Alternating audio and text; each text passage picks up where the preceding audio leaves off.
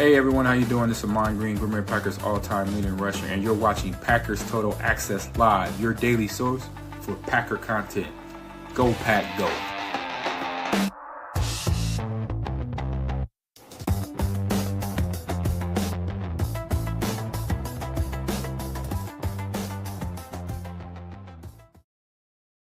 What's up, guys? Welcome into Victory Monday on PTA. My name is Clayton. You can check us out on Packernet.com. Find me on Twitter at Packers_access. First things first, I want to apologize for the voice. Obviously, if you guys hung out with us late on the post-game show last night, voice started to go a little under the weather, but we're here really excited about today's show. We may have Tim joining us shortly. We'll see if he rolls out of bed. I don't blame him if he's sleeping in, but hopefully everybody's having an awesome morning. I see the chat already filling up here. Appreciate y'all making us a part of this Victory Monday. Guys, we're going to try to cover a whole lot in a short amount of time, as long as the voice does hold up. I apologize for the hacking on the microphone as well. We'll try to limit that as much as we can. So Victory Monday, we're going to talk about the love to Tucker Kraft connection. We'll have you some sound bites from a lot of the game. Really, we'll also talk about Micah Parsons and Rashawn Gary showing up, showing out. Micah Parsons dominating all day long, and then of course Rashawn Gary with probably the most important play of the game as well. We'll also hear from Josh Jacobs too, who had, I think, a very, very underrated day as well. When the game was on the line, when the money was on the table, they went to Josh Jacobs in the fourth quarter and he got the job done. So really excited to hear him fired up as well. Before we do, if you guys would do that YouTube stuff for me, hit like, hit subscribe. If this is your first time tuning into PTA, welcome. Thank you for making us a part of your Victory Monday. We're not experts here. We're not insiders. We're not media members. We're fans just like you, talking Packers on the daily. So if you're looking for that type of content, make sure you hit subscribe and click that bell icon so you're notified when we do go live here in the future. All right, let's get this thing kicked off right. One of the things I like to do on Victory Mondays, and you're going to see more of these as my work schedule has slowed down for the year. So we'll be in here every Monday morning. Hopefully the majority of them will be Victory Mondays. We'll see moving forward. But one of the things I like to do is get the locker room soundbite, right? What was the buzz like in the locker room with Matt LaFleur addressing the team immediately following this win? All right, so let's jump into that first and foremost here, and let's see what Coach LaFleur had to say in the locker room. You'll see screen grabs like this just to prevent copyright stuff. We're allowed to use the audio. Sometimes AI will trigger the video. So again, here is Matt LaFleur in the locker room last night following this 27-23 victory over the Arizona Cardinals. Victory Monday!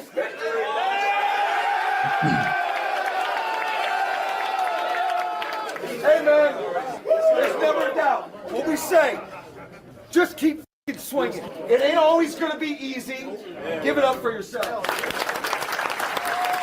There was a lot of great performances out there, but I got to mention three guys, all right? This guy came in freaking a week ago, and he just kicked the longest field goal in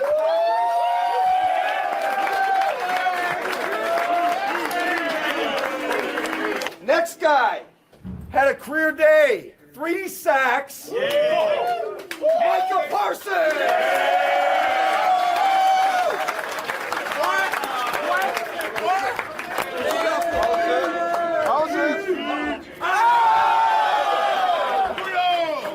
I just appreciate y'all for welcoming me. This journey hasn't been easy, but y'all been making this special. Can't wait to keep going. There was some doubt whether or not this guy was going to play today. Back to back. Fine. Josh Jacobs.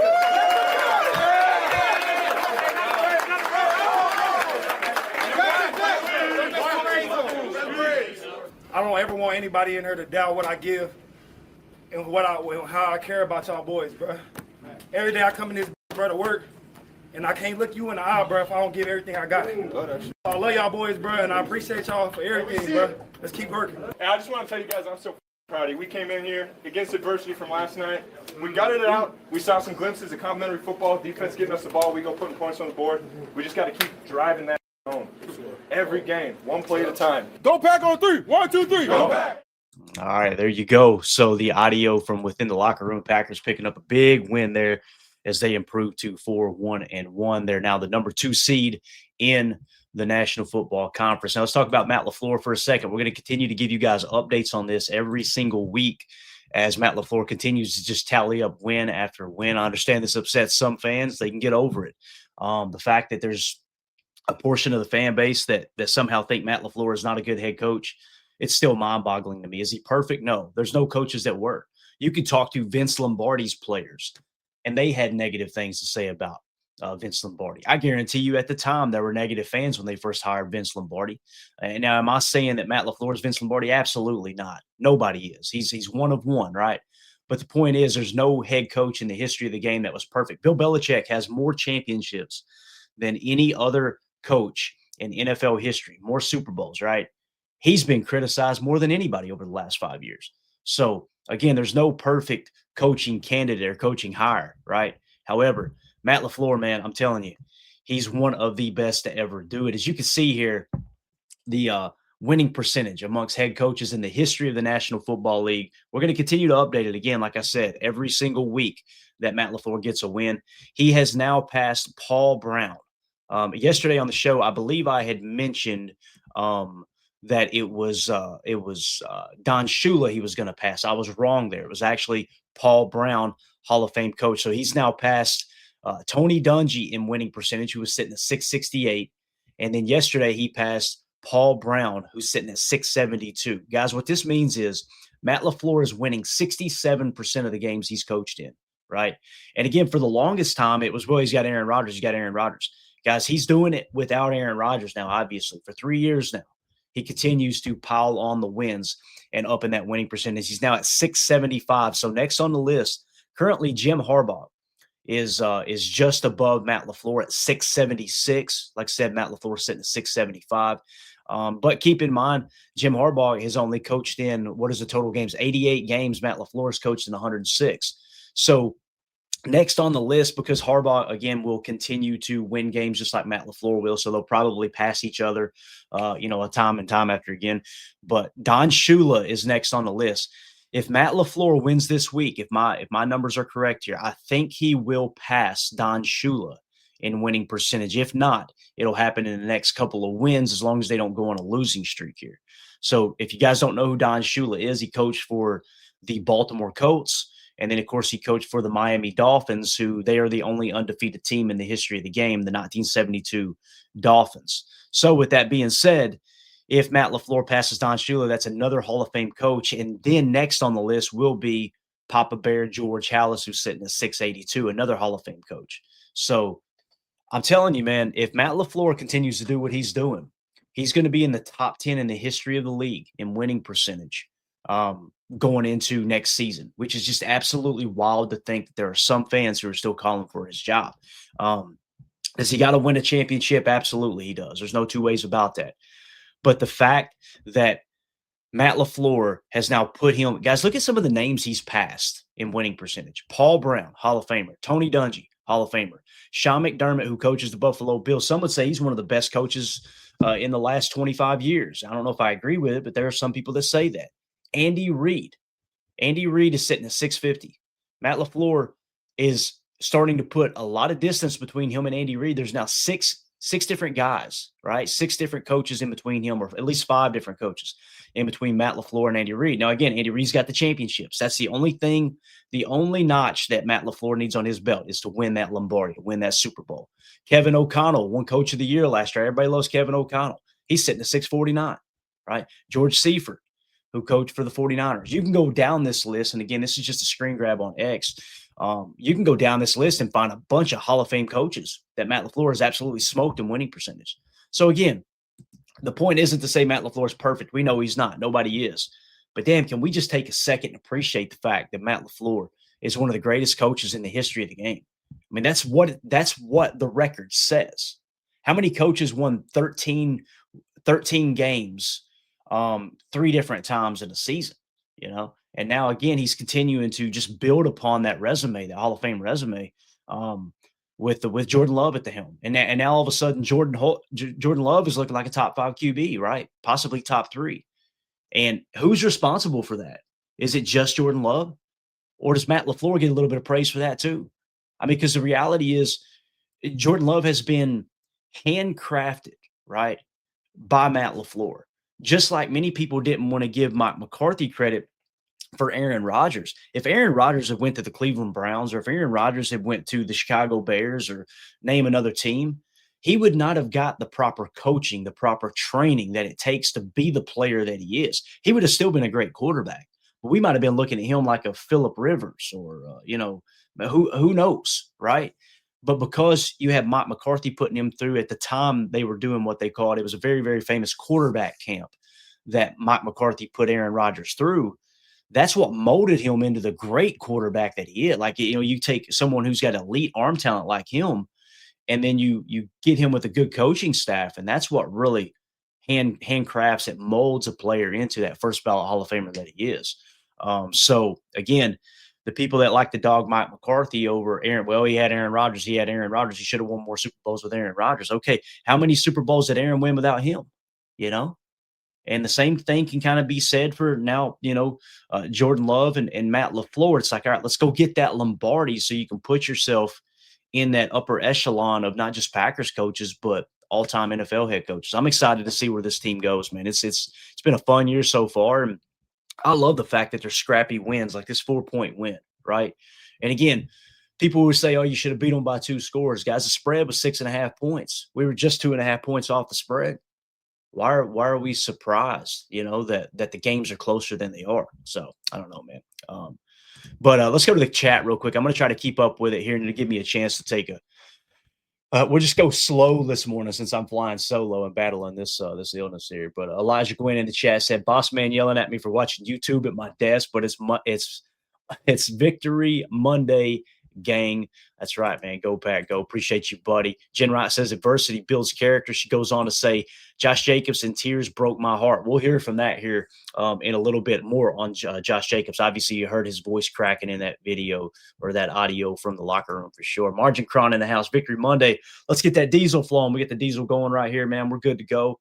A little extra high octane diesel to keep things going along here on this Victory Monday. J. Cole in the chat says, the amount of so-called Packer fans that I block on game day is jaw-dropping. That's the big surprise, right, Jay? And I actually put a similar tweet out just a few minutes ago on X.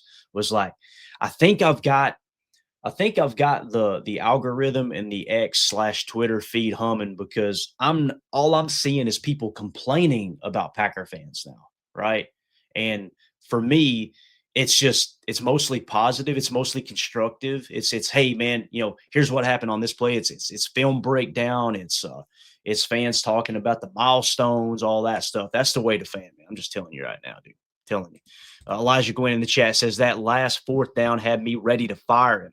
Once they converted it, I'm ready to send him to the Hall of Fame, man. That's the ups and downs of being a fan, right? And you guys know how I feel about going for it on 4th down. I'm typically conservative. There was something different last night, and we're going to dive into that. Matter of fact, that's a good segue there, Elijah. Appreciate you, buddy. We'll put you on the payroll.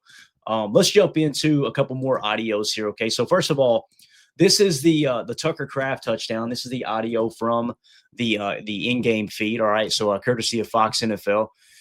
This was Jordan Love hitting Tucker Kraft for the tying score. I apologize if it's too loud or too low. I'll try to find the sweet spot by the time this show is over. But again, here we go. This was Jordan Love finding Tucker Kraft. This was the very first play of the 4th quarter. Packers are trailing 20-13. To the right side of Love, who fakes the handoff to Jacobs, and now throws, and it's taken in for a touchdown by Kraft.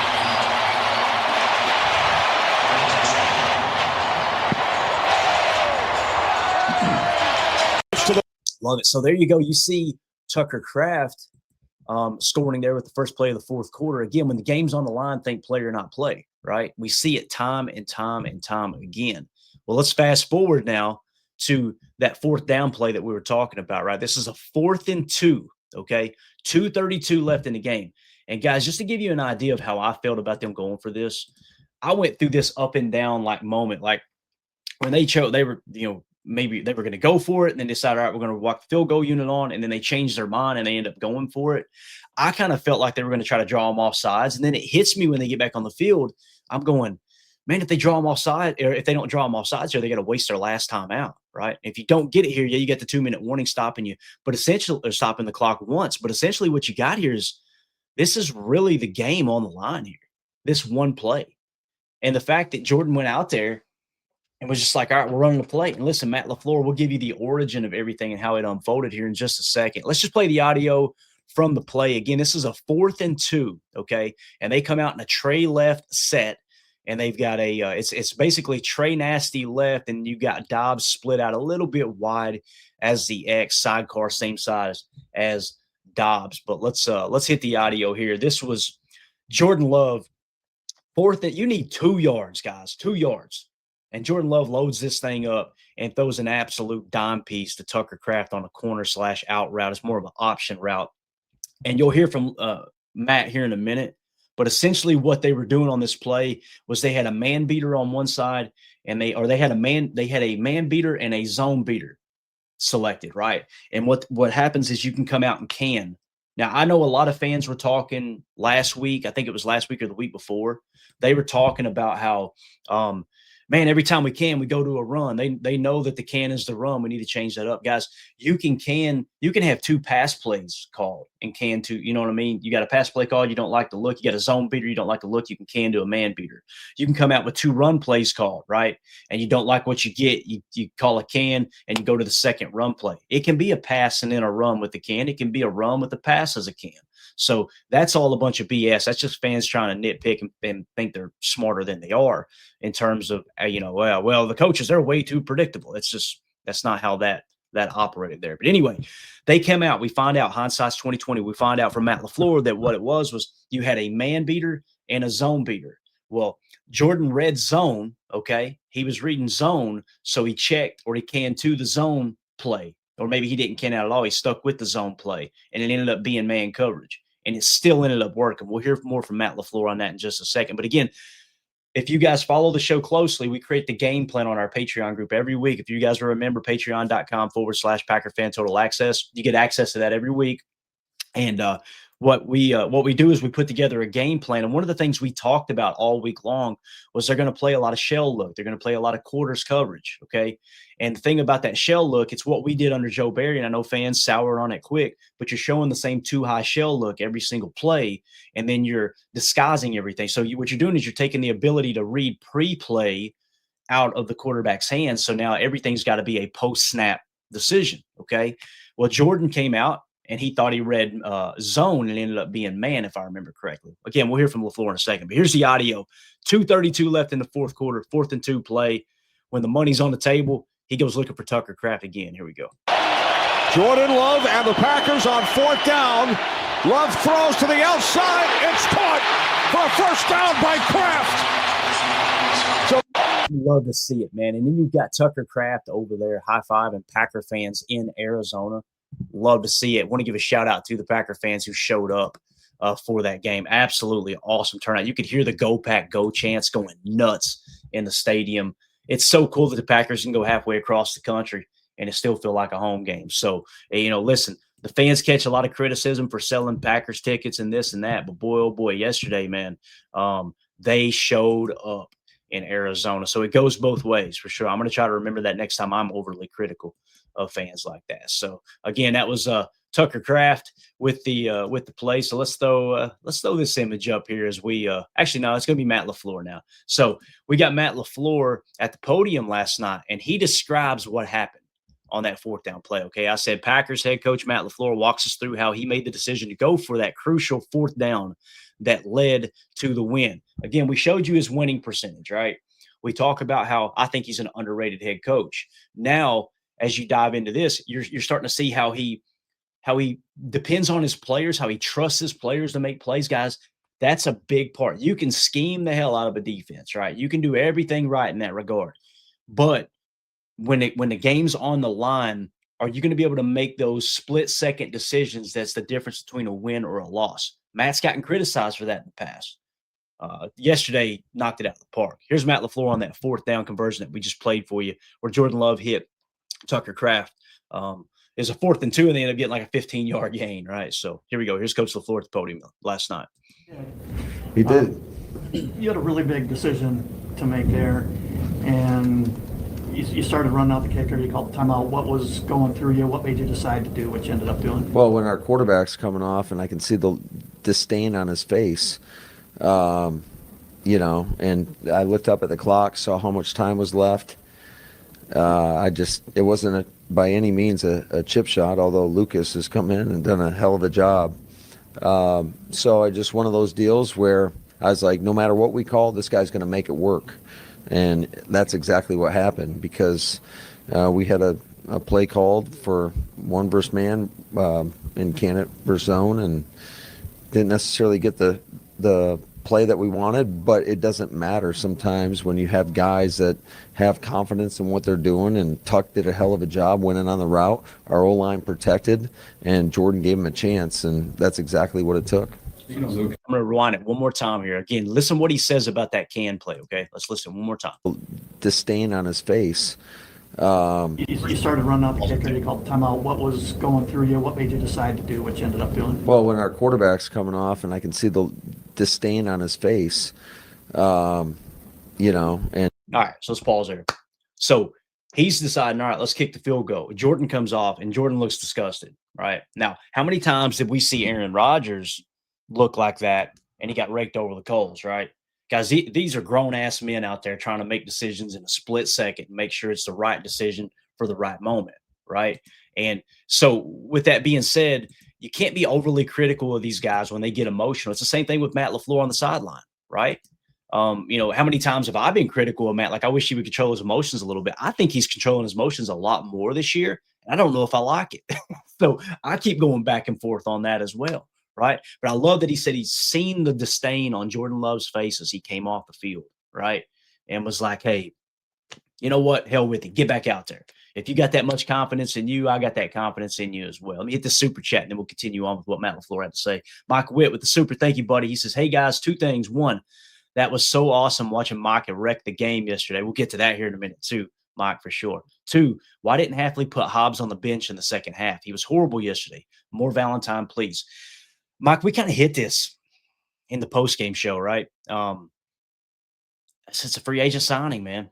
I know it's not the answer you want to hear because it's the answer I don't want to give, But and again, it's not like it's this huge contract, right? Where it's like, oh man, we can't get out of it, because if it does end up being a bust, we'll dive into it a little bit deeper later in the week. But I'm pretty sure you can get out of it after 2 years. It might even be 1 year. You can kind of break even. Now, you wasted some money up front if that's the case. But it's still an early season too. And listen, Nate Hobbs has battled injury. So he's, you see some players struggling week 1, week 2. What do we say? Well, it's early in the season. They got to get their feet under them, right? Well, Nate Hobbs, this is still like the first 2 or 3 games of the year for him, because he was so far behind on training camp. And that may sound like I'm making an excuse for him, and maybe I am. I'm just trying to think of the glass half full there. With that being said, you know how I feel, man. I want Valentine on the outside. So the problem is, if you're going to play Nate Hobbs in the slot, Javon Bullard goes to the bench. Javon Bullard's been one of your best run defenders, right? Nate Hobbs is too. So what you've got is 2 slot corners that are good at playing the run, 4 slot corners, right? But both of which can't cover that well. So you're kind of in between there. So again, if our run defense was struggling more, I'd be more apt to make a change. But right now, the run defense has been pretty solid up to this point. You've essentially got a top 3, top 5 run defense. So it's tough to make that decision. For me, I guess what I'm saying, Mike, I would have kept him in. I wouldn't have benched him. I would have did what Half did. But I understand exactly where you're coming from, because it's getting close. You get 2 or 3 more games like that, maybe you're forced to make that decision. But thank you for the super chat, buddy. Again, I don't think that's a silly request or anything, man. I think you're spot on there. That there is a little bit of an issue with Nate Hobbs for sure. So, all right, let's go back to Matt LaFleur at the podium. So again, we talked about that, right? Jordan Love coming off the field, he sees the disdain in Jordan's face. Hey, look, no, hell with it. My quarterback thinks he can get it. Get back out there. Let's do it, right? So let's continue here. And I looked up at the clock, saw how much time was left. It wasn't by any means a chip shot, although Lucas has come in and done a hell of a job. So I just that's the other thing too, right? You're waiting for Lucas Haversick to turn into a pumpkin. Like, what else can we expect from this guy? He's hit everything, right? He hasn't missed a kick. So in Matt's eyes, he's also got to be thinking like, it's not a chip shot really, but he's been good. There's a lot of different factors coming into play there. One of those deals where I was like, no matter what we call, this guy's going to make it work. And when the game's on the line, think play or not play. That's what that is right there. That's exactly what happened, because we had a a play called for one versus man in can it versus zone. And all right, so the play call was, the first one was, all right, that's a man beater. All right, and we got a can play that's a zone beater that we can too if we read zone. didn't necessarily get the play that we wanted, but it doesn't matter sometimes when you have guys that have confidence in what they're doing. And Tuck did a hell of a job winning on the route. Our O-line protected, and Jordan gave him a chance, and that's exactly what it took. Lucas, So that was supposed to, that should have been canned, or? Yeah, it doesn't matter. So the guy asked, so it should have been canned? Listen, I don't know who asked the question, and this isn't a personal attack on them, but the look on Matt LaFleur's face, if you guys, I'm going to drop it for just a second. Look, he's just kind of like, immediately the thought process goes to, oh, so Jordan made a mistake there. Guys, he just won the freaking ball game on a 4th and 2, throwing a 15-yard out route on a dime. And we're looking for a way to steer the conversation. Oh, Jordan made the wrong decision. What are we doing? And we wonder why the fan base gets so damn rabid. That's very, very, very small portion of the fan base. It's just nothing is good enough. That I don't understand people that ask those questions. Anyway, it's never perfect. And like, give credit to Arizona. This is part of the, I'd say, the genius in what they do is they don't give you looks that are easy that you can tell, oh, this is a man coverage look. So what he's talking about there is the shell look. If you always show a too high shell, or the majority of the time you show a too high shell, they're disguising. Everything looks the same. So you come out, you do a little bit of motion, you try to read, okay, I think it's man, let's go to the man beater. And then as soon as the ball's snapped, you guys know what I talk about, the 4 things, right? For quarterbacks coming out of the draft: accuracy, quick release, pre-snap read, post-snap read, right? Pre-snap read is come to the line, a little bit of motion. Okay, I think they're in this defense. Well, when you're showing a too high shell, you're Xing one of those 4 things off the list that the quarterback can't utilize to gather information to put your team in the best position to be successful on that specific play, right? That's why showing too high shell is so important in the league. And it's why Vic Fangio has had so much success as a defensive coordinator of the places he's gone. So they disguise the look. So he comes out and he thinks, okay, I think it's this defense. It ends up being the other. So you go with the incorrect play, whether it's a zone or a man beater, and you still make it work.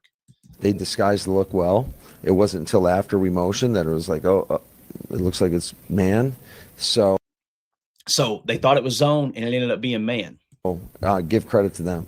You mentioned Lucas. How big was? All right, so there you go. I just wanted to break that down real quick, and that may be a little long-winded, but hopefully we all learned something. I know I did listening to Matt LaFleur talk about that because, again, it's important to understand everything that goes into the play call, because as a fan base, sometimes what happens is it's just, run the ball. We need to run the ball. Then you run the ball, and what do they say? Oh, man, we need to pass. What are we doing run? It's like this constant teetering within the fan base of, oh, that was a bad call. We should have went with this instead of that. And we don't truly know what goes into the process behind the scenes in terms of determining, one, what are the 2 play calls you're going to call? What's the man beater you call? What's the zone beater you call?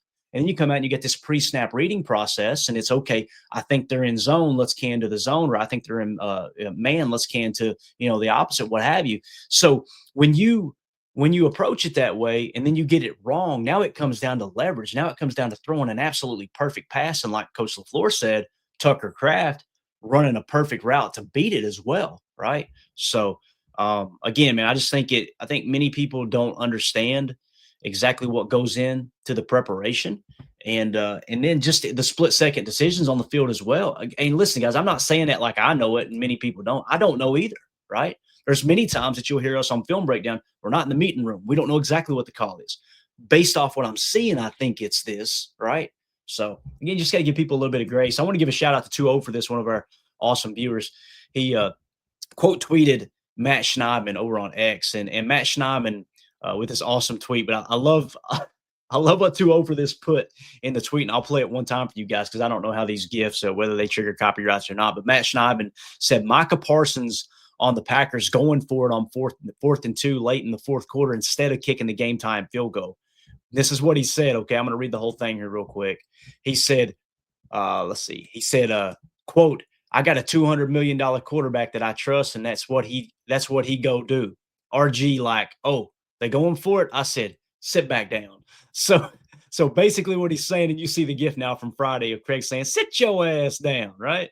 So essentially what he's saying is they were sitting on the bench. All right, bang. they decide, all right, they're going to kick the field goal. So Gary gets up, like, whatever. Oh, they're going for it. They're going for it. Micah said, man, I got a $200 million quarterback out there. Of course we're going for it. Sit back down. Get you another breather. Love it, dude. Love where this team's at. Love the confidence that Jordan has in Micah and that Micah has in Jordan. It's just absolutely awesome, man. It's such a cool dynamic seeing this young team come together. It really, really is. So let's move along now to the next clip here. Hopefully I can get it set up just right. And this was Jordan Love in the post game. Let me make sure that we get the proper angle here for you guys. Thank y'all for being patient with me today too, man. It's been kind of hectic in here, solo, battling a little bit of illness. So I'm gonna have to go with the Matt LaFleur thing again. All right, wanted to put the Jordan Love screenshot up there, but that's okay though. So this was Jordan Love with Fox NFL after the game. All right, in the post game post game interview on the field. And this is just Jordan talking about this win, man. And again, I love the fact that there's so many pictures of him and Michael walking off the field together and everything. It's awesome. But here's Jordan being interviewed after the game. Jordan, congratulations. What a crazy game. Can you take me inside the conversation, the decision between you and Matt LaFleur to go for it on 4th down?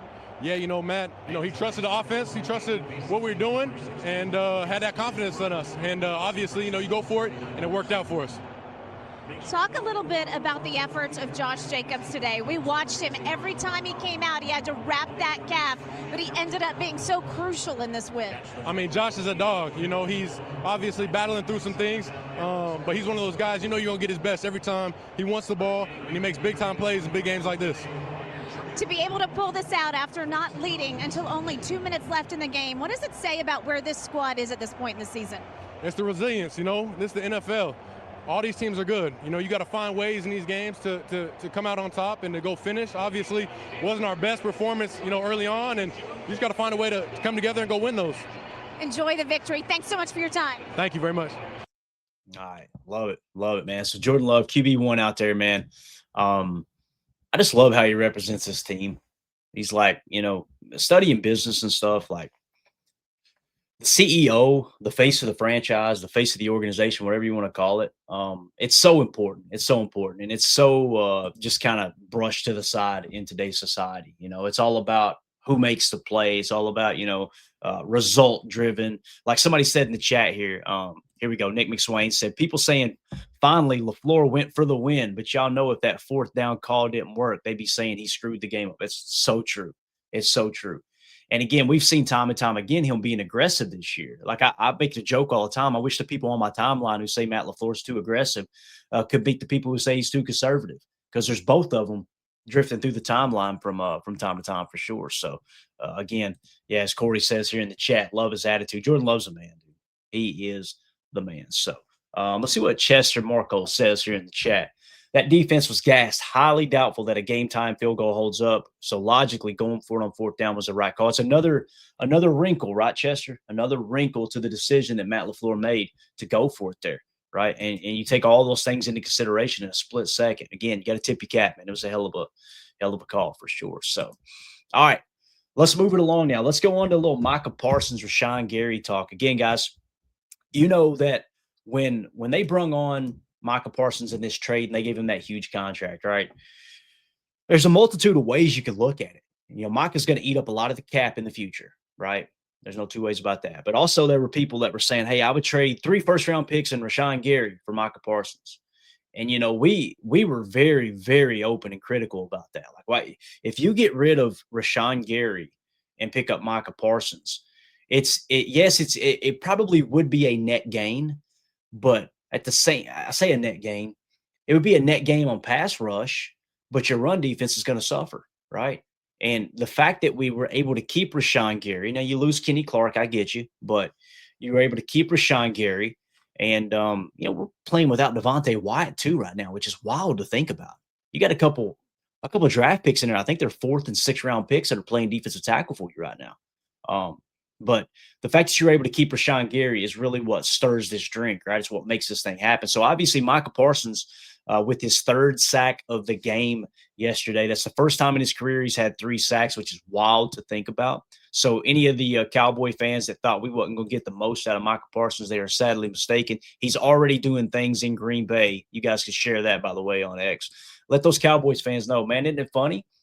He's been with the Packers less than a half a season. He's already doing things he couldn't do in Dallas. Funny how that works, right? So here was the audio from Micah Parsons' third sack of the game. This one coming, obviously, if I can get it to pull up here, in the fourth quarter, right? 32 seconds left in the game. So what this does is this actually, this is crucial, guys. This is right at the end, right? This is the game on the line. We talk about think player, not play on offense. Same thing applies on defense. Here it is. Micah Parsons' third sack. Need a touchdown from the 26. Here comes Parsons. Wow. So, I'm telling you, he absolutely clobbers Jacoby Brissett on that play, man. He came, it was front side, Jacoby's looking left, and I need to clip it and zoom in so you can see literally Micah bearing down on him with him having no idea. You talk about backside pressure and how important it is to have your backside protected. This is Jacoby Brissett looking left, and sometimes the defenses are geared towards where's your pass rush coming from. If Micah's rushing off the front side, you want to present a defense that pre-snap, like we talk about, the quarterback looks to the right and goes, all right, the answer isn't there. Everything's clustered up over there. They may be in a Mabel look. They may be in a press man look or whatever it might be. I'm going to have to look left first, and you get your best pass rusher coming from the face side. Right. So that type of stuff matters too. Marrying up. We talk about marrying up the run with the pass on offense. You also want to marry up the pass rush with the coverage on defense. I thought this was an interesting tweet here. All right. Matt Schneidman quote tweeted David Bakhtiari. So let me start with the David Bakhtiari tweet first. He says, it baffles me when an offensive coordinator / play caller doesn't help a tackle when he clearly is getting abused. Micah versus Williams is who he's referring to. Crazy how this is a more common occurrence around the league. Only a few play callers in the league actually deviate from their script and have a true feel during the game to adjust. And Matt Schneidman quote tweeted him and said, I wrote about this in a story posting momentarily. Parsons was surprised at the one-on-ones he got after the resources teams had devoted to him this season.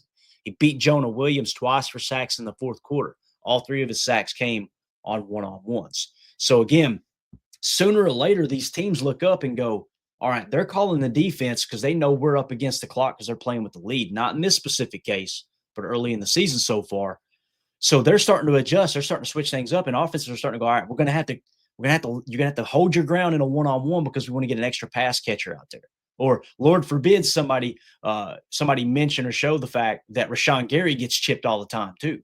So who knows, on some of these plays, maybe Gary was on the field and he was getting chipped at times, right? Not this specific play, but just in general. So again, I love the fact that David Bakhtiari put that tweet out there, and it's not to go, oh, what an idiot. I mean, he was saying basically what an idiot you are letting them go one-on-one, but it's just to prove that every single week things change. These teams are looking at the tape and going, damn, boys, we got to do something different because teams are able to, matriculate the ball down the field and average, even though they're less than 5 yards per play, which is, pretty abysmal from a per play standpoint and just total yardage, but the clock's running out. So we got to try something a little bit different. And then maybe that explains why Jacoby Brissett had an inflated stat line there in the passing game. But again, when the game's on the line, what ended up happening at the end?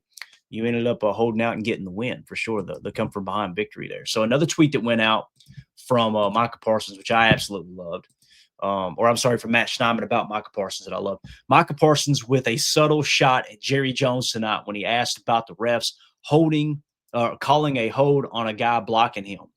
Quote, yeah, in the run game. Yeah. So I'm pretty decent in the run game because you guys know Jerry Jones was pretty vocal about saying Micah Parsons was a liability in the run game, right? He said it without saying it, right? But I love the fact that Micah's still taking those subtle jabs. Listen, I think Micah loves being here with the Packers. I really do. And I think a big part of that is going unnoticed, and that's Rashawn Gary. Rashawn Gary, guys, he's having a hell of a year. He's up to 5.5 sacks. I put a tweet out, and I want to play the audio. This, in my opinion, yes, the Micah sacks were huge. They were important, all 3 of them. But this play right here, I put a tweet out, and I'm just going to read the tweet, and then we'll play the audio for you. I put, lost in the buzz of last night's win for the Packers is one of the most important plays. Rashawn Gary records his 5th sack of the season, 5.5 technically, right? While forcing the fumble. So this is the strip sack, right? This play forced the game's only turnover and happened in the crucial middle 8. So again, it's just one of those plays that goes without saying. Let me go full. I better not go full. I was trying to make sure that I had that route in the middle 8. I think I did. So we talk about the middle 8. The Packers lost the middle 8 7-3, but this is early in the third quarter where the Arizona Cardinals, you see, they're almost to midfield, so they're driving on us. If they score here and they extend that middle 8 score where they won it 7-3 technically, understand too, though, the Packers just outside of the middle 8, they actually ended up scoring like at the 9-minute mark because you get this strip sack. So you could make the argument that the middle 8 was actually won by the Packers 10-7, but it happened at the 9-minute mark. So you got to cut it off. Usually if it's within a minute, I'll stretch it out because it does have the same effect, if you will, right? In the middle 8, what we're talking about is the last 4 minutes of the first quarter, the first 4 minutes of the second quarter. Head coaches, coaching staffs across the league view that as a crucial time in the game to control momentum. And then, of course, this won you the turnover differential as well, right? With the turnover battle, Packers ended up winning 1-0. So let's play the audio here of Rashawn Gary getting this strip sack. It's absolutely huge in the ballgame. New set of downs as Brissett has the ball knocked loose. It's recovered by the Packers. Absolutely huge, man. So again, 11:50 left in the third quarter. So this is right inside the middle 8. Arguably the most crucial play of the game. It wins you the turnover differential. It helps minimize that middle 8 score. And like I said, if you want to count the 9-minute and some change mark where the Packers scored right after that, they get 7 points off the turnover. You really won the middle 8, essentially, because it's all about controlling momentum. And that's exactly what happened there. After the game, Rashawn Gary met with the media at his locker. And let's hear what Rashawn Gary had to say here. I want to give a shout out to Matt Schneidman, who tweeted this out. This is Rashawn Gary, basically just talking about the game. Here we go. We still got areas to improve, but it just shows, for the 31 teams, whoever got to face us on our schedule, that, the Green Bay Packers going to, play 4 quarters, man. It might not be perfect, but we're going to go balls to the wall and let the chips lay where they lay. I love it, man. He said it just shows for the 31 teams, whoever got to face us on our schedule, that the Packers are going to go for 4 quarters, man. It might not be perfect, but we always going to go. We're going to go balls to the wall. So, again, you've seen them win a bunch of games here early in the season where you've led pretty much the whole game, right? You're playing from ahead, and people complaining about the defense giving up a lot of points in the second half. But, again, you're playing the clock. The clock becomes your opponent, right? You just got to kind of bring it in a nice, easy landing. Forget the score. Forget the stats. Just bring it in a nice, easy landing. Well, in this game, you trailed the entire game, right? You never led one time until the fourth quarter score with whatever it was, 2 minutes left in the game. So now you're showing that you can win those type of ball games. So you can play from ahead. You can play from behind now. It's really, really cool to see everything kind of falling into place. So, again, Rashawn Gary, I love the energy he's bringing here, man. Love the energy. Let's go to the super chat here. Mike, sorry if this is a little bit delayed, buddy. Appreciate you being patient. He said it won't get talked about a lot today, but I think Carl Brooks had a really good day rushing the QB. I'm excited to dive into the tape today. So obviously I've watched it one time through with the TV copy. Now we're going to dive into the All-22. The goal is going to be to watch it 3 more times with the All-22. We'll see if we have time to get Chalk Talk ready. But I'm excited to see what Carl did. And that's what I was talking about. Is like when you're talking about the 2 defensive tackles, right, with Devontae Wyatt out, you got Carl Brooks, you got Kobe Wooden, you got Warren Brinson. I don't know how many snaps he got yesterday. I don't remember hearing his name. You got TJ Slayton. He's a, undrafted free, or not TJ Slayton. I always want to call him TJ Slayton. Nazir Stackhouse, it's just same number, same body type, right? He's undrafted. You got a bunch of late round picks trying to play that 3-and-1 tech in that nickel 4-2-5, right? So Carl Brooks, I'm excited to dive into the tape and see if he did have a good day there, man. Appreciate the super chat though. I think there's got to be something going on behind the scenes there for them to hold up the way they have at crucial moments. That's for sure, man. So, all right. With that being said, let's talk a little Josh Jacobs. That's all right with you guys. This guy, I think he's the emotional leader of this team. I think Jordan Love brings this calm demeanor, right? Like we said, he's one of those guys. He's not going to be very vocal, but boy, oh boy, when his teammates look into Jordan Love's eyes, they believe, right? Like Micah's saying, that's my $200 million quarterback out there. Sit your butt back down. Josh Jacobs is that dude that's going to bring the raw emotion, right? And you heard him in the press conference, right? You heard him and what he said there, or not the press conference, but the locker room speech from Matt LaFleur, him getting emotional. You can hear his voice cracking like Jim was talking about in the chat. Here he was in the locker room after the game. Dominique Yates tweeted this out. It's just a video of Josh Jacobs talking about the sickness and the calf strain as well. Here we go. Here's number 8. I did on Friday, which is always, a hard thing to do. But I was trying to tell them, the last time I did something like this, I had the best game of my career, 304 yards against Seattle. The last time I did, sprain the calf on Friday. And I was just trying to tell them, man, like, trust me, I'm going to be honest about how I feel and what I can do. But don't ever doubt me and don't ever, limit me in the sense. Just trust me and let me be who I am. So our boy, he just wanted to be out there, dude. Again, here's what the tweet said. Don't ever doubt me. Don't ever limit me. Last week it was the flu. This week it was a strained calf. Still, Packers running back Josh Jacobs said there was no question that he was playing against the Cardinals today. He was not going to be denied. So again, shout out to Dominique Yates over on X for posting that. And again, when you start to look at the stat line, guys, Eli Berkovitz put this out. Shout out to him, man. One of my favorite follows on X. Josh Jacobs over the last 3 games, 234 yards rushing, 131 yards receiving, 6 touchdowns. Guys, he's averaging 2 tutters a game in the last 3 games. That's insane. The receiving yards, I mean, you're looking at what, 465 yards and 6 touchdowns in the last 3 games. Josh Jacobs is on one, man. He's a different type of animal. And then if we were to take it a step further, right? Give a shout out to Packers Realm over on X for tweeting this out. That's at Packers Realm, another very underrated Twitter follow, X follow, whatever you want to call it. Josh Jacobs as a Packer. So Josh Jacobs has now played 23 games as a Green Bay Packer. He's got 23 touchdowns. He's averaging a touchdown a game. Josh Jacobs is the leader of this team, the emotional leader of this team, man. And it's so exciting to see him, such a good dude, have the team rally behind him the way they have and just continue to do great things, man. So just wanted to give a little bit of love to Josh Jacobs. He is he's the unsung hero here lately. And sometimes the running game don't get going and it's easy to overlook him. Look at what he's done in the receiving game, guys. Those are crazy numbers we just talked about. Absolutely insane. So, all right, let's move it along. Here we go. This is perfect timing here. I think you're in the studio with me, aren't you, Sickish? Sickish says, six-ish. I think I got that right. Without the clutch field goal by Haversick, the Cardinals could have won with a field goal at the end instead of having to score a touchdown. It's so true. So true. So what's he talking about? I imagine he's talking about the new franchise record 61-yard field goal. You know what? Let's play the audio, and then we'll get back to it. Let's give you a little Stephen A. Smith screenshot here, all right? So for those who were worried about Rich Bisaccia in the kicking game, right? Oh, boy, you guys know we're ready to fire Bisaccia and the whole 9 yards.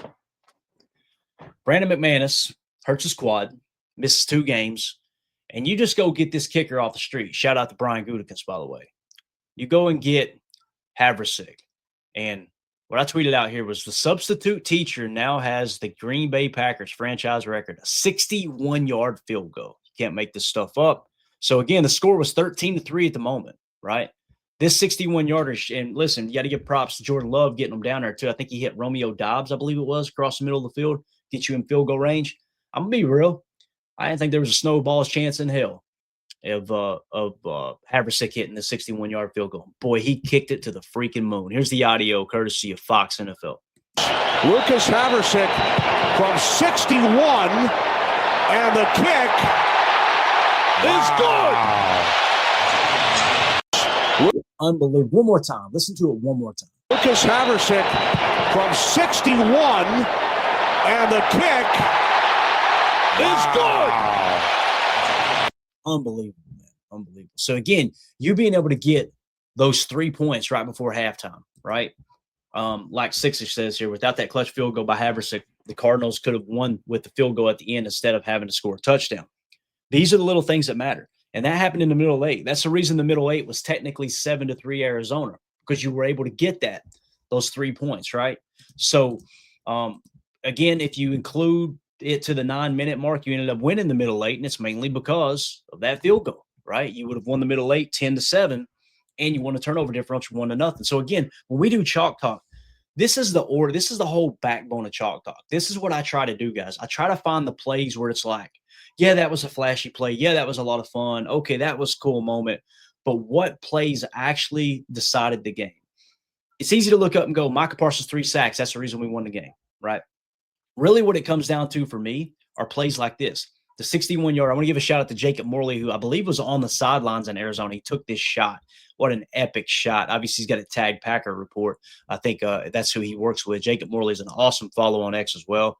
He said, anyway, here's a Lucas Haversick bombing a 61-yarder. So there is the shot of him hitting that. So that play there, a 61-yard field goal as time expires in the first half. Crucial play, and the pass play leading up to get you in range there. That could have been the difference in the ball game, right? You get the Rashawn Gary strip sack in the middle 8, which is the only turnover of the game. That was huge. And then you get the 4th and 2 play where you decide to go for it, and Jordan Love hits Tucker Kraft for the 15-yard out route. Those, in my opinion, forget Micah Parsons' 3 sacks. Those 3 plays right there, if they don't happen, you don't win that game. If one of those 3 plays does not happen in that game, you do not win that game. So that's the whole purpose of Chalk Talk, is to try to – we're going to hit all 3 sacks. It's going to be fun watching Micah Parsons kick the Cardinals' ass, right? But you really want to key in on those plays where it's like, wow, these are the 3 plays that truly made the difference. And again, Haversick, I know this. He's going to have a practice on the or a spot on the practice squad when Brandon McManus comes back. He better. And don't be surprised if another team picks him up. Also, I personally would not rule out holding an active spot on the roster for him, meaning keep him on the 53 because you got a little game day activation, deactivation that you can work around stuff.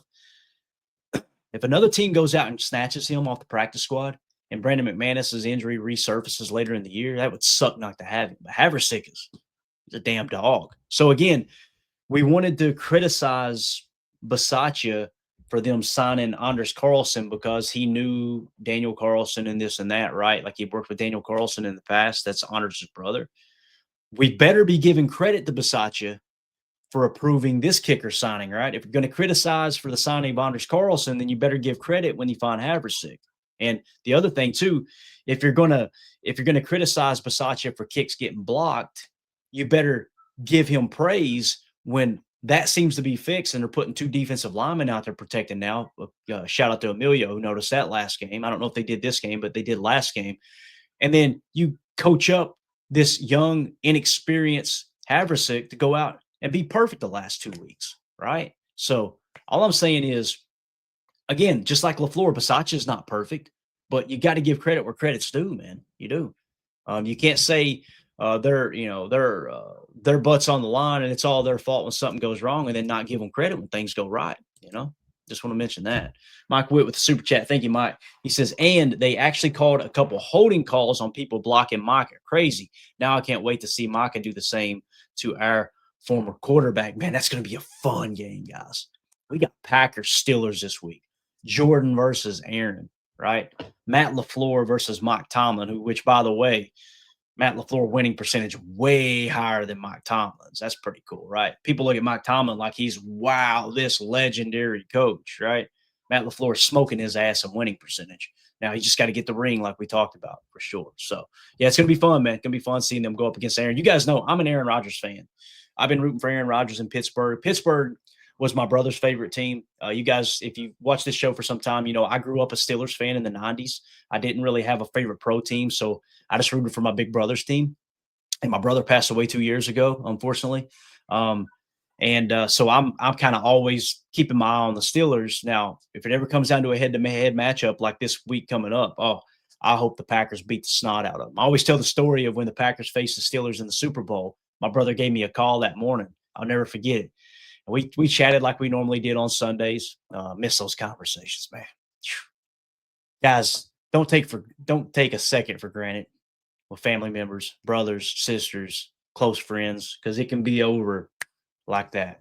And what I would do to hear his voice again, man.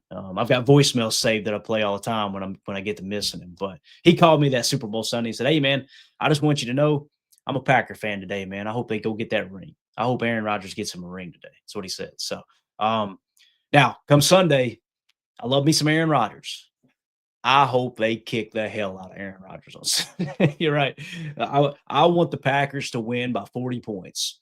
And then afterwards, pick them up off the turf and go, hey, man, good game. Can't wait to see you in the Packer Hall of Fame. Right? That's the way I see that situation. I see people arguing on X about it. I don't – guys, Aaron Rodgers was a great player for this organization, first ballot Hall of Famer, right? Don't criticize Packer fans for wanting him to do good, right? But on the other hand, if you're truly a Packer fan, I don't know how you could be rooting for Aaron to beat the Packers this Sunday, right? You got to pick a side this week. That's all I'm saying. You got to pick a side. I'm just trying to stay quiet on it because I love both there. So, Mike Witt, thank you so much for that super chat, buddy. Appreciate you. All right, last thing, I just want to play this audio clip because I feel like we need to show a little bit of love to Quay Walker. Quay is one of these dudes that listen, he struggled. There's no two ways about it. In my opinion, he has not lived up to that first round pick. At the same time, you're kind of in this in-between spot right now where it's okay. Is he worth signing to an extension? The answer is yes. How much? That's where the water gets a little muddy. So if he's wanting top linebacker money, I want to be very clear. I don't think Quay Walker is worth top linebacker money. However, that being said, he's been playing a lot better football this year. I felt like he had a hell of a game yesterday. Now, tonight on PTA, 6 p.m. Central Time tonight, we're going to be breaking down the PFF grades. I'm excited to see how they had him graded, and I'm excited to jump into the All-22 and see what the All-22 end zone cam shows in his play. But boy, oh boy, he showed up. What do you have? 1.5 sacks. He showed up in the stat column yesterday. So let's hit one of those sacks real quick. You know what? Let's give a little shook up Ben Johnson here for this grab. So Quay Walker said, hell with it. Gonna hold. I'm taking you with me. So I can't wait. I'm going to show this on Chalk Talk this week because I want you guys to see him being held, no flag be thrown. And he literally sacks the quarterback through the running back who's trying to block him when they bring him on this blitz. All right, here we go. Here's Quay Walker, one of his 1.5 sacks. Second down and 15. Brissett in trouble, and he is sacked. Parsons once again along with Quay Walker. And that takes. All right, so there you go. Again, if you watch the clip, Quay Walker just dog walks the running back right into the quarterback, wraps his arms around the running back, grabs the quarterback, and takes them both to the ground. It was absolutely awesome. So Quay is playing much better football, right? I truly believe that. I think Quay is on pace to have his best season yet. The question is he worth the extra money, right? Is he worth paying top 3 linebacker money? You guys let me know in the comments as the show, we're getting ready to wrap up, but I want to hear in the comments what you guys think. Is Quay Walker worth top 3 linebacker money, or is it just one of those things you want to pay him, you want to pay him kind of the market value, what he's worth essentially, right? The problem is, what stat do you go off of for a stack backer? What's the comp? How do you determine the comp, the compensation comparison for somebody like Quay Walker? Because you look at the tackles, he's got a ton of tackles, but we all know the tackle stat can be very, very, very misleading, right? But at the same time, if you didn't have Quay Walker on this defense and it was Isaiah McDuffie, who, by the way, is playing great football. Don't get me wrong. Isaiah McDuffie as a Sam backer in our base 4-3 is playing as good as anybody in the league. He really is. But when he's asked to cover down the seam in our nickel 4-2-5 or blitz the way that we like to blitz Quay, I think we would all agree he's not as good as Quay in that regard, right? So it's just tough. It's one of those in-betweener situations for sure. So I'm excited to see if Quay ends up signing with the Packers, because again, I think with Quay Walker, I want him on the team, but for the right price, And the reality is, let me put it this way: if you decide to sign Quay Walker to top 3 money and he's playing like, let's say, a top 15 linebacker, then you overpaid for him, right? You overpaid for good. You didn't overpay for great, essentially. Now, what if you decide to move on? You go, well, that's a big hole you got to fill. I completely agree. And let's assume Hopper and McDuffie isn't the answer. What if you go find another Edgerrin Cooper in the draft, right? And again, I'm not saying you should do this. I'm just kind of spitballing. I'm kind of walking it through live here on the show. Could you go get Jahai Campbell in the draft? Stud for Philadelphia. Last I checked, he was graded out in the 80s, right? Just a stud. So if you settle for signing Quay Walker and overpaying for him, right, and you pass up on drafting the next stud that you could potentially find in the first or second round as your stack backer, that's a net loss. Plus, you're eating up a lot of cap. Now, if you decide to sign Quay at a reasonable cap number, right, you're coming out way better. So that's kind of where I'm at. And it's not that easy because Quay's looking at the market going, you know what? I could accept this contract and it's good money, but I know I'm going to get more on the open market. I can understand him wanting to get more money, but I can also understand Goody and Russ Ball going, it's just not worth that much. Because again, you got Micah Parsons' huge contract. You got a lot of stuff, a lot of decisions to be made here in the future. You got to decide on Elton Jenkins if you're going to bring him back next year or not. And I think the second half of the season will determine how valuable he truly is because you may be looking to replace him here real soon. So there's just a lot of things that come into play. And listen, week 7 in the NFL season is not the time to have those conversations, although it does get sprinkled in from time to time here on PTA because this stuff matters. It does, man. It truly does matter. I see everybody following in the chat now, and they're like, man, I'm late. I didn't know you were live. I'm so sorry, y'all. I didn't want to commit to it last night because you can hear my voice. It was a rough night. I was up all night hacking and everything, and I rolled over and it was 7:30 this morning. I was like, you know what? Let's get a cup of coffee and get in there and talk some Victory Monday. So I apologize for not letting everybody know in advance, but I had the stream created, but I didn't promote it because I didn't want to mislead you guys. But we'll definitely be live again tonight, 6 p.m. Central. We're going to break out the PFF grades and have a good time there. So with that being said, as the voice cracks again, I'm going to go ahead and get out of here, guys. I want to thank Mike Witt for the super chats. Thank you so much, buddy, for all that. Appreciate you. Also want to give a shout out to our Patreon group, patreon.com/Packer Fan Total Access. It's the best way to support what we do here at PTA. $3 gets you access to everything at the side. If you want to support the channel, we created that years ago, about 2 or 3 years ago. And it was just sitting there. And it was just a way for, all right, you can sign up for the Patreon. There was no extra content on there. It was just a way you could help the show. And then over time, the group started to grow. And I'm like, I feel kind of bad. Let me give some extra content. So that's where you can find the game plan every week. That's where you can find all of the chats where you can connect with other listeners on the show outside of the YouTube chat, right? Like I've had people ask me in the past, why don't you create a Discord or why don't you create another chat? That way, when the show's not live, we can all stay connected. That's what Patreon's for now. So you've got all the chats in there. You can also get access to our draft board from last year. We're going to start to put the draft board together for this year. So in real time, you can see everything kind of built and give us feedback along the way. So with that being said, patreon.com/Packer Fan Total Access, best way to support the show. You can also just be a member here on YouTube. That works too. Although I always recommend people join the Patreon community because you get more bang for your buck, right? You get an awesome extra community outside of YouTube, and you also get yourself entered into the giveaways, which I got to come up with a new giveaway. I think we're going to do a Josh Jacobs card this week that's got a jersey patch in it. So a little piece of his jersey that's cut out and it's embedded in the card. I'm sure you guys have seen those type of cards. Really, really cool piece of memorabilia. And Brandon Lancourt won the autographed Javon Bullard rookie card last night. If you're wondering what that is, anybody who's a member on Patreon, we put everybody's name on the wheel and we spin that sucker as long as you're just $3 tier or higher. And it's just a way for us to give back to those who are supporting the channel. So make sure you check it out. Patreon.com/Packer Fan Total Access. I'm done talking. I'm going to go gargle some salt water or some vinegar or something to try to get this voice a little bit better shape. I got a bunch of errands I got to run, but we'll be back tonight, 6 p.m. Central for PTA Live. Also keep plugged in over on X @Packers_access. I'm going to be watching the tape today. If I have time, I'm going to start shooting clips out. And you'll notice these clips, what I do is I tweet these clips out early with a little take on what you're seeing on the clip. And then those are the ones that compiled together, make the Chalk Talk episode that we'll be doing either tomorrow or Wednesday. So that being said, everybody have a great day. Please do me a favor, hit that like on the way out, hit subscribe, click that bell icon so you're notified when we go live here in the future. This is PTA. My name's Clayton. Go Pack, go. There we go. Bye, guys.